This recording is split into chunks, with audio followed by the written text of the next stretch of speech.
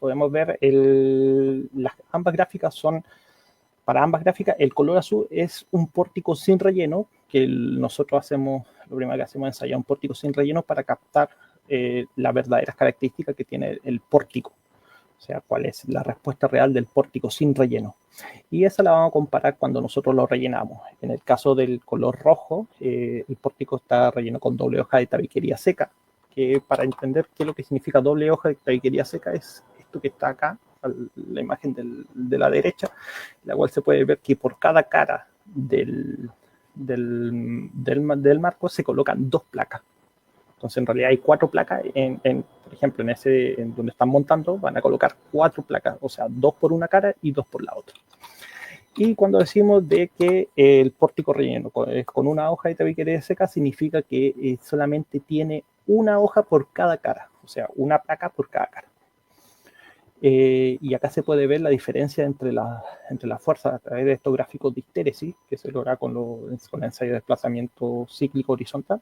Podemos ver cómo son de diferentes las gráficas de histéresis. Como se puede ver también de que, por ejemplo, para el caso del que tiene doble hoja, que es de color rojo, disipa mucha más energía que la gráfica de color azul. Porque recordemos que el área que bordea todo eso, la gráfica roja, es la energía que disipa la estructura, tanto la estructura como el relleno, todo. Y en el lado derecho también podemos ver cómo también disipa más energía colocando solamente una hoja de tabiquería seca.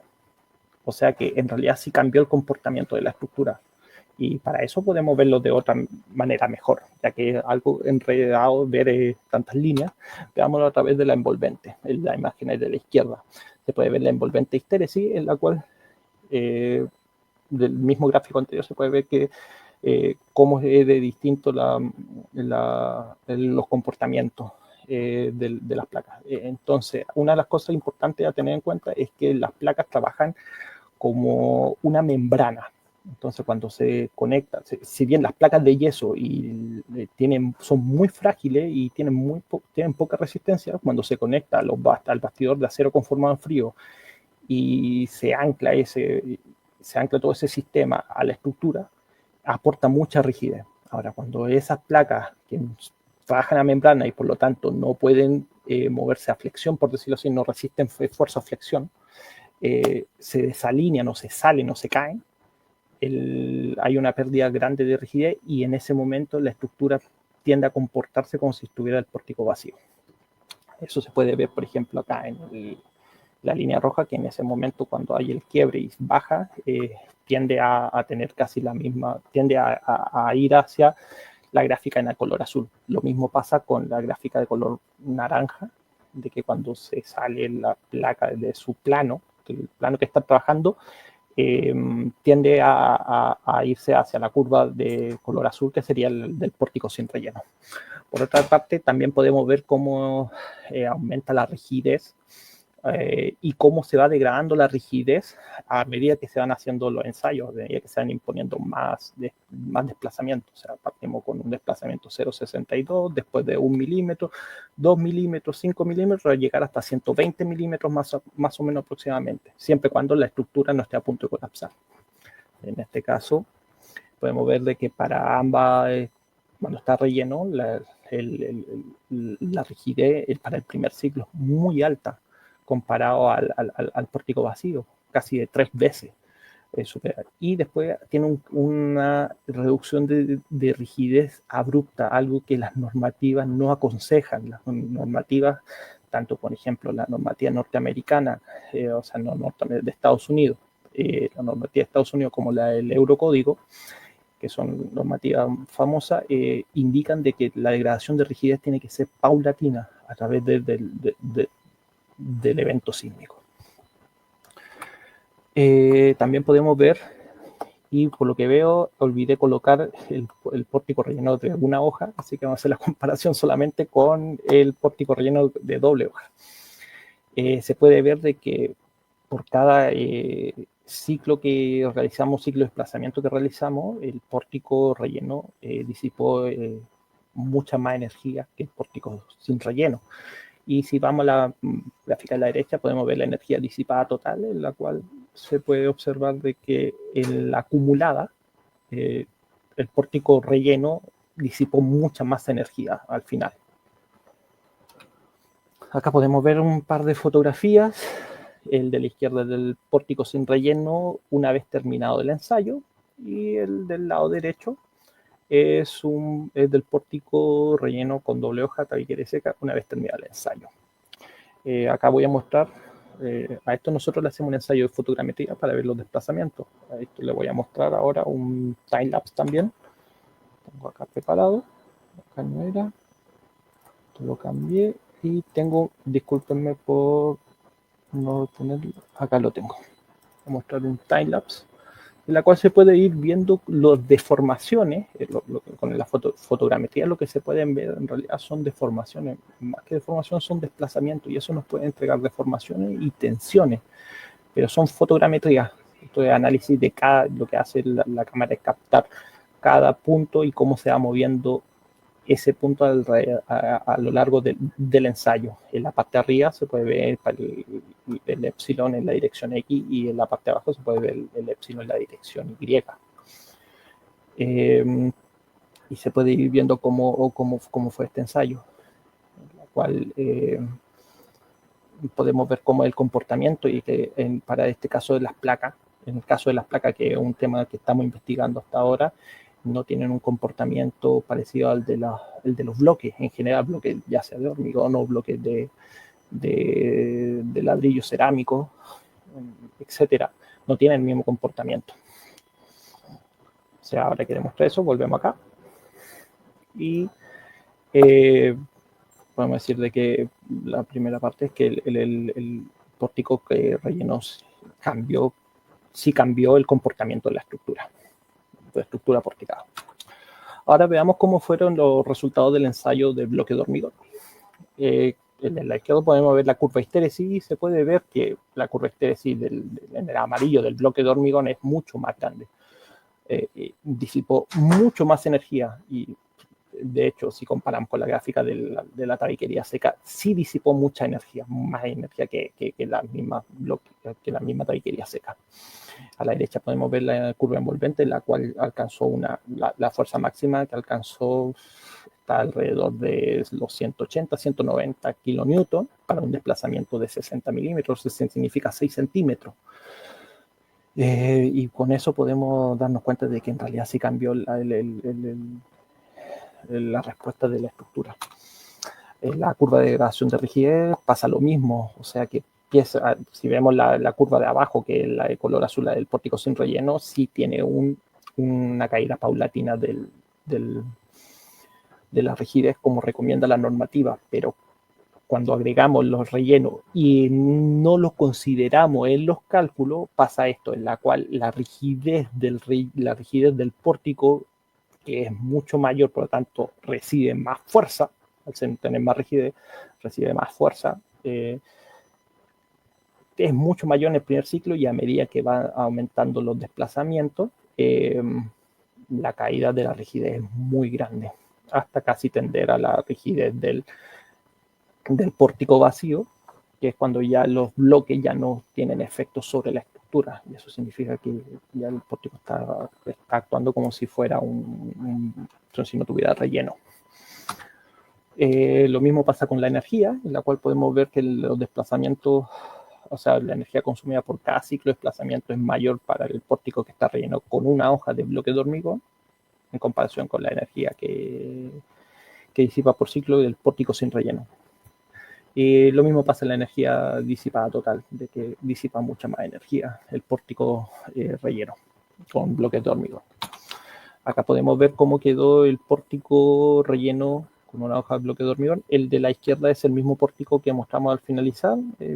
Cuesta ver un poco las grietas del pórtico, de las vigas, especialmente de la viga y de la columna. En el pórtico vacío las columnas fallaron a flexión, y la viga también cerca de la rótula plástica de la viga, que está cerca del nudo, de los nudos. Y en la columna se vio daño por fisura y flexión por fisura debido a la flexión de la columna. Lo mismo pasa acá en el bloque. En este bloque, cuando está relleno con bloque, sí se nota, se ve la biela de compresión.